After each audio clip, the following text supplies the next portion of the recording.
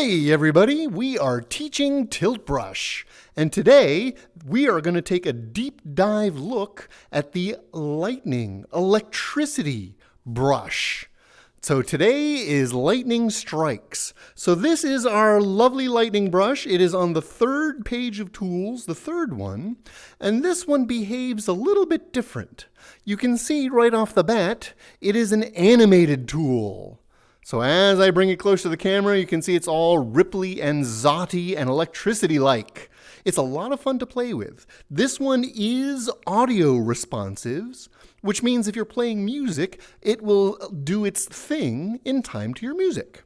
But we're going to see what other interesting things you can do and other ways to control this interesting brush, the electricity brush. First and foremost, and this applies especially to you Oculus Quest users, I'm going to draw this and move it close to the camera so you can see how nice and electricity and zotty it is. There's a lot of animation going on in here. Now for the Quest, if I actually take this and turn the power down to be low quality where a Quest is, you can see it does simplify the bolt a little bit. A little less fuzzy, a little less action. It's now a simple 3 lines doing their jaggy thing. Whereas at the higher visual quality, there's more jitter, there's more flicker, and in fact it has 4 or 5 little bolts going on at the same time. So depending on the device you're using and the computer it's hooked to, if any, we can control its complexity, which will help save on memory and performance. So one thing we can do with Electricity Tool is use these controls to get a little more performance, especially if you're doing a big sketch or one with a lot of work. This one also is indeed controlled by the size. So if I start with a large bolt of electricity, let's crank the size up and bring one down. So here it is. Now I'm going to go for a very small brush and bring some jaggies out of it type of thing. So you can make your lightning very detailed. Not only can it have the big central bolt, but we can have a lot of these little spider webby types of lightning coming off of it as well. As I move it close to the camera, you can see that even the little ones retain a lot of motion, a lot of animation. So the lightning tool really does give you a lot of motion, a lot of feeling. If you're going for a static picture, you cannot shut down the electricity. It's always going to be doing that ripple effect. While it is a light tool, meaning the more you draw in one place, the brighter it's going to get, it is not projecting light. It itself won't cast shadows or affect the environment in any other way. Now, some of the real interesting things with this electricity, not only can we draw it freehand to describe some really interesting lightning bolts with the jags and things, but if I switch to the straight edge, when I draw the straight lightning here, you can see it is going to be a straight line, just like any of our other line tools. Keeps it nice and straight, and the jaggies just follow that straight. The real interesting thing is when we start playing with that, and if I move into the circle version, provided I can get the circle version working here, yes, electricity does do circles and spheres as well, provided you get them working for you. There we go. So here's the circle lightning. Again, you can see that point where you start and stop. The lightning jaggies come to that fine point right here. But it does remain the perfect circle as it goes. And then I can go in and do a few more little jaggies coming off of it, that type of thing. The real fun happens is if I take my lightning, not only do I get it the circle, but on people who are connected to a computer. Remember, Quest can't do this. But if I take this and turn it into a sphere, the electricity sphere is a little bit different than some of the other spheres we work with. There we go. So at a large size, you can see it's fairly consistent. It does have the jaggies still. But when I get smaller and smaller, remember I'm in sphere mode right now, you can see how hyper exotic this thing gets. I'm going to make it as small as I can and let go. Look at that. It's a sprite. It's jumping and waving all over the place. So the lightning tool gets really interesting if you're able to turn it into the sphere mode. Remember, Quest users cannot do this, I'm sorry to say, because it takes up a lot more resources than just doing it as a straight line. If you have the Oculus Link, then you can connect your Quest to a PC, then we can start taking advantage of all these extra pieces. So I'm going to leave this guy as our smallest size sphere, is the most exotic, is the most active. Now I'm going to change my room scale a little bit so I can do a larger sphere but keep it in the same scale as that one. So I'm going to get my lines going here, first into a circle and then into a sphere, but this one I'm going to make very large so that we can see exactly how it's going to go. So there's the circle version. We'll get there in a moment. I can never quite get there the first time, but it should be fairly straightforward. There we go. So now I'm going to full sphere mode. And let's compare these guys next to each other. Grab you so I can move you up here. Make you a little bigger. Okay. So here is the lightning sphere at a large size, as opposed to the lightning sphere at a small size. The smaller you make the lightning sphere, the more random, the more explodey it gets. The large size sphere, I'm going to bring this closer to your camera, you can see it's still like all the other spheres, a whole bunch of circles in a spiral. Each line is still doing its jaggy thing. It's a very exciting and animated looking sphere at the large size, and it's almost a random sprite at the smaller size. So the lightning itself, let's change to a different color so we can keep them apart here. The lightning itself, in fact, let's even turn off the straight edge so we can have a little fun with this. So the lightning itself is usually going to be that wavy, sparkly line. But as you use our other utilities, it does have different effects. This one can be a lot of fun for animated scenes.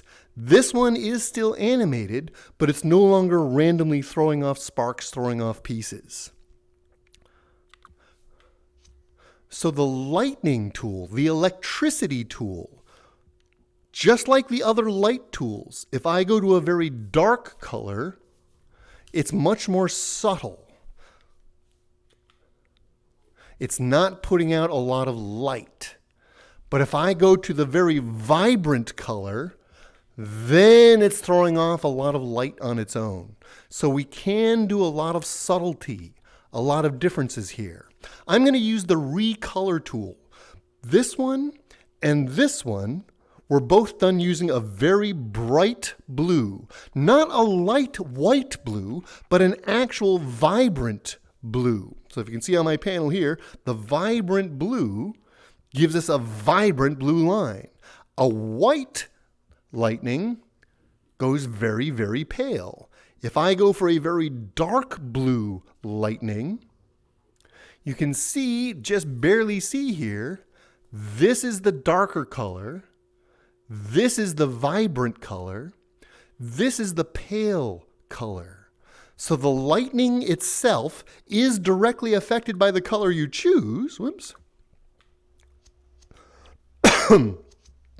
So I'm going to take my two spheres here, and we're going to go through some different colors. I'm going to switch to an actual white color. Recolor you, recolor you. You can see with a white, it's almost opaque now. There's so much light being put out that you can't even see through it anymore. If I was to grab it, you can still see that spiral shape that it creates. But a white coloration means it's almost fully opaque and blinding. Now I'm going to go for the vibrant color, a very bright blue. Recolor you, recolor you. Now there's a lot of color and a lot of light, but we see more of the structure now. We can actually see some of the jaggies, some of the animation going on in here. So the more intense your color, it will still be putting out light, but not like as if you used a very pale white. Now I'm going to switch to a very dark, dark shade of blue, almost black shade of blue. Recolor this one, recolor this one. Now they're almost dim. We can still see the structure. We can still see the jaggies, but now it's no longer glowing brightly. Dropping the intensity, keeping the color intensity, but dropping the paleness, brightness factor. Now this guy is looking really interesting. We can again see the blue coloration and the vibrant movement, but now it's almost like it's an object instead of a light source. Now I can grab this guy. See how small the sphere is? If I move it around, it's kind of hard to see in this case, but in the heart of this, there's about the size, about that big, is the actual sphere I made. All the jaggies are flying off the sphere. So it's really only this big, but all the electricity keeps flying off. So let's turn off the selection tool, and we can compare these two guys, a tiny sphere versus a large sphere, using the lightning tool, electricity tool. And here's how they're going to look for you as you use them in your art. Lightning is one of the ones that doesn't get used a lot, simply because it is so visually set. It's hard to draw when the line is vibrating like that, especially on the small sphere size. So most people just tend to use it if they actually want to do lightning bolts and things like that. But especially with things like this tiny sphere, you can get a lot of creativity, whether you want a flower that's animated or part of a fairy wing that's all buzzing, that type of thing. Because it's so random, there's an awful lot of movement. Larger spheres aren't as popular with the lightning simply because it's got that vibrancy outline. But depending on the colors you use and what you're trying to use them for, the electricity tool has a little more versatility than you'd think. For those of you on a computer, try the different sphere sizes just so you can see how much of a difference it makes. I can go for a medium color here and do one more of these spheres. And we'll change its size a little bit as we go. So there's the circle. Here's the sphere, we hope. 1, 2, 3, sphere. Got to get right through the center point. There we go. So small sphere, getting larger, getting larger, getting larger. Unfortunately, I used a bright color, so now we've white out the screen. But you can see these in-between sizes gives you some really interesting motion, some really interesting shape. The smaller you get, the less spherical it becomes. The larger you get, it becomes more spherical. I'm going to go to about that size and move it around. So in this case, let's grab you and move you over here. The sphere itself is about that big, and you can see the random motion from the electricity is what distorts it. So the electricity tool, really interesting effects, really fun to play with, but they do tend to be very specific. Let's color this to the darker color, and again, you can still see some of its shape, still see some of the structure in individual lines, but it's all wiggly, morphy, that type of thing. If you then activated the audio property, it would then pulse to the music. So let's get some music started and see what happens when we activate that aspect. So we're going to bring up some music, just our standard because it's fun and it has a good beat so we can see what's going on here. Stomping Ground by Silent Partner. Let's see if we can get some music going here. And this is Silent Partner's Stomping Ground, and we will make the electricity jump to the music. Ready, maestro. And now we activate audio. It's going to pick up the audio. Come on. Okay. And we'll get all of our spheres here so you can see. So they're pulsing, and the motion itself follows it a little bit. Let's get some different colors here so we can see them a little better. Let's get a nice bright one for this guy. And we'll get a red for this guy. So you can see it's pulsing to the music, throbbing to the music as well. Electricity tool. Lots more than just lightning bolts. Although if you do just draw the lightning bolts, again, you've got the pulsing to the music, and you can see how the jaggies tend to jag to the music a little bit more as well. I hope you guys have a lot of fun with the lightning, with electricity, because it's a little more versatile than people give it credit for, but it's also can do some really nice effects, whether you want a small sphere, a medium sphere, or the larger sphere. Thanks for joining us this week. Let us know if there are particular brushes and things you would like us to use so we can show you some of these types of details. Not everybody has a chance to play with everything that these things can do, so being able to show you some of these variations gives you some ideas, lets you be a little more creative. Thanks for joining us. We'll see you next time for tilting at brushes and teaching tilt brush.